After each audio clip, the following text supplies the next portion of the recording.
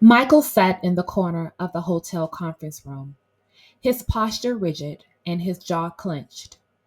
The long mahogany table was littered with half empty water bottles and crumbled papers, the remnants of another press conference gone awry. Outside, the paparazzi clamored for sound bites, their cameras flashing like a swarm of fireflies in the evening dusk.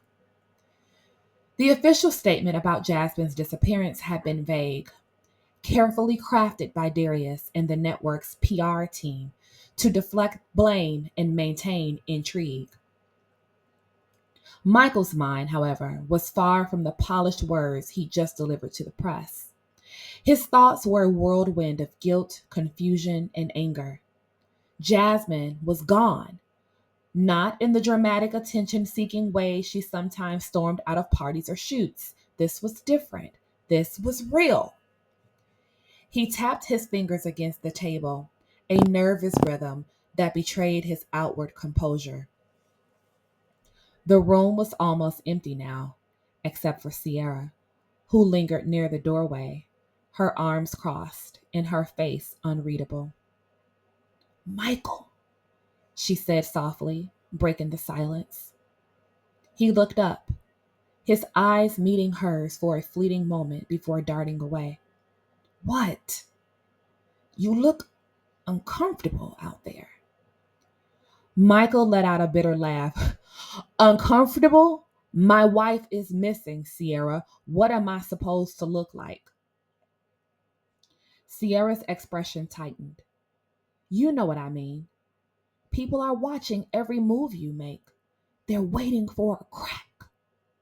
Let them watch, he snapped, his voice low but sharp. They don't know anything. Sierra took a cautious step further.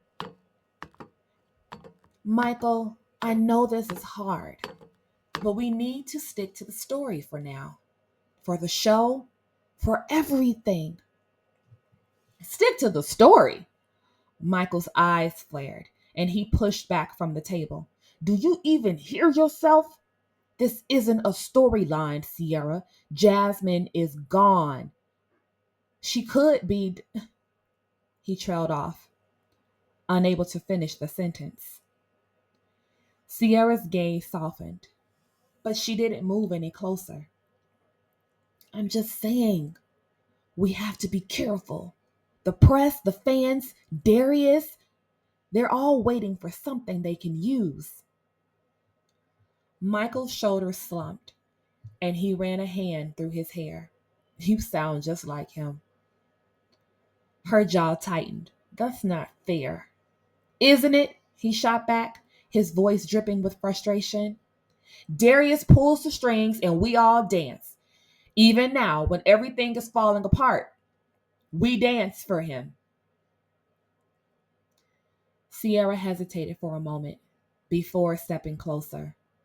What is it with you and Darius? You've never trusted him, not even in the beginning. Michael's expression darkened. Because I know exactly who he is. We go way back, Sierra. College. He wasn't always this big time producer. Back then, he was just another hustler, always looking for the next person to manipulate. She tilted her head. Her curiosity piqued. What happened between the two of you? Michael let out another bitter laugh. He's the reason I'm in this mess to begin with. Darius had this way of making you believe he could turn your life into something spectacular. He'd promise you the world, but it always came with strings. Back in college, he convinced me to join this shady investment scheme. It fell apart, of course, and I ended up owing people money I didn't have. Darius, he walked away clean like he always does. Sierra's brow furrowed. And you still agreed to work with him on the show? I didn't have a choice, Michael said, his voice low.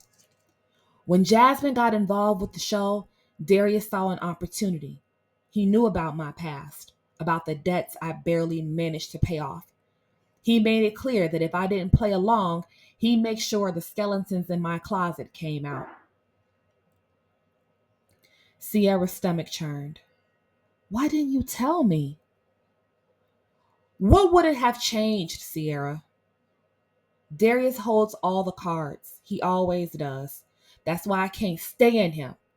He don't care about anyone but himself. And now, Jasmine. Sierra's voice trailed off, the weight of the situation pressing down on her. Michael's eyes softened for a moment. I don't know if she's gone because of me or because of Darius or because of something else entirely, but I know one thing. None of us are safe as long as he's pulling the strings. Sierra's gaze lingered on him, her thoughts racing. Is that why you've been pulling away? She asked, her voice quieter now. Michael froze, the weight of the question hanging between them. Pulling away? He echoed, though his tone betrayed that he knew exactly what she meant. Yes, Sierra pressed. You've been distant ever since Jasmine disappeared. I get that you're worried, but it's more than that. It feels like you're regretting us. Michael sighed deeply. It's not about regret, Sierra. It's about guilt. Every time I think about Jasmine, about what's happening to her, I can't help but think that I'm part of the reason she's gone. Sierra's chest tightened, but she kept her voice steady. You didn't force her to leave, Michael. Whatever happened to Jasmine, it's not on you. He shook his head. That's not entirely true, is it? We were reckless, careless. If she did find out about us, it's not hard to imagine that she... His voice trailed off, his throat tightening around the words. Don't, Sierra said firmly, stepping closer. Don't do that to yourself. You're not the villain here, and neither am I. Michael met her gaze, his eyes filled with conflict. Aren't we, though? We hurt her, Sierra, and now she's gone. How am I supposed to look at myself and not see a part of the blame? Sierra reached out, her hand brushing his arm. We're human, Michael. We make mistakes. But we're not the reason she's gone. We can't be. I want to believe that. I really do. She offered a faint smile. Then start by believing it, because blaming yourself isn't going to bring her back.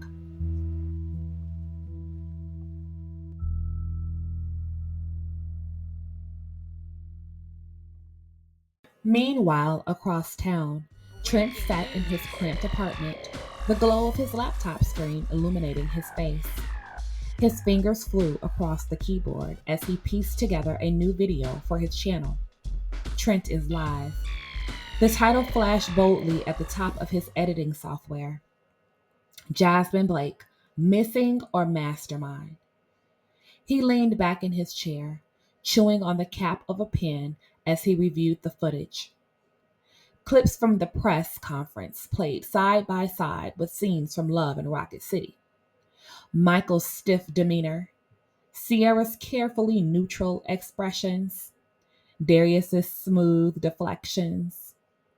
Something doesn't add up, Trent muttered to himself. He paused the video and opened a new browser tab, typing the Mirage fan theories into the search bar. A flood of results appeared, each one more unhinged than the last.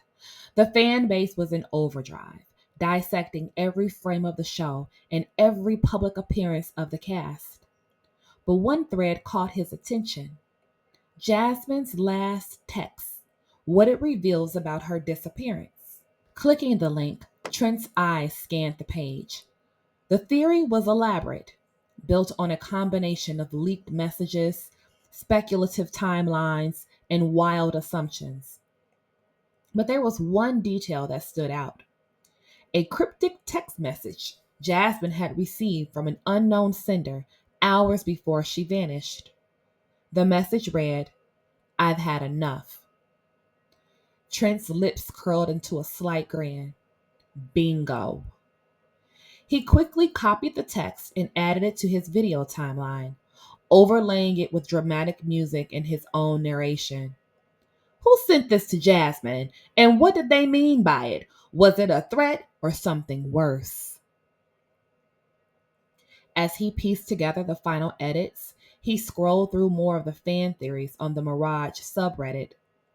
One user speculated that the message was a coded warning, possibly from someone inside the production team. Another insisted it had to be a member of the cast, their detailed breakdown pointing to Michael's odd behavior during the press conference. A more chilling theory caught Trent's attention. What if it wasn't a warning, but an ultimatum? Someone trying to silence Jasmine for good. The comment was accompanied by screenshots of Jasmine's social media posts, highlighting cryptic captions she shared in the weeks leading up to her disappearance. Phrases like, "some truths are too dangerous," and "not everything is as it seems," now took on a sinister edge. Trent leaned back in his chair, his mind racing. The theories were wild, but some threads felt too specific to ignore. He pulled out a notebook and started jotting down key points: Jasmine's captions, the timeline of the text, and potential suspects. Darius's name circled in bold ink. Just as he started piecing the puzzle together, a notification popped up on his screen. It was a direct message from an anonymous account. "You're getting too close. Stop digging." Trent's eyes narrowed. "And exactly who are you?" he muttered, typing out a response. "Too close to what? If you have answers, now's the time to share." Seconds later, the anonymous account replied, "You don't know what you're dealing with. Some things are better left buried." Trent's fingers hovered over the keyboard before he typed again. "Buried like Jasmine? What do you know?" There was a pause long enough for Trent to start doubting whether he'd get another response. Then it came. "She wasn't supposed to go missing. They didn't plan for this." The vagueness was infuriating, but it confirmed one thing for Trent. Whoever this was, they knew more than they were letting on. He fired back another question. "Who's they? Darius? Someone else on the show?" This time, the reply took longer. "Be careful who you trust. Not everyone wants the truth out." Trent stared at the screen, his heart pounding. The cryptic warnings only fueled his determination. Whoever was behind this wasn't just trying to shut him up, they were scared. And that meant he was closer to the truth than he realized. He quickly took screenshots of the conversation, saving them in multiple folders on his computer. If someone wanted to intimidate him, they'd have to try harder than that. "Looks like I'm on to something," he muttered, his grin returning as he resumed editing his video.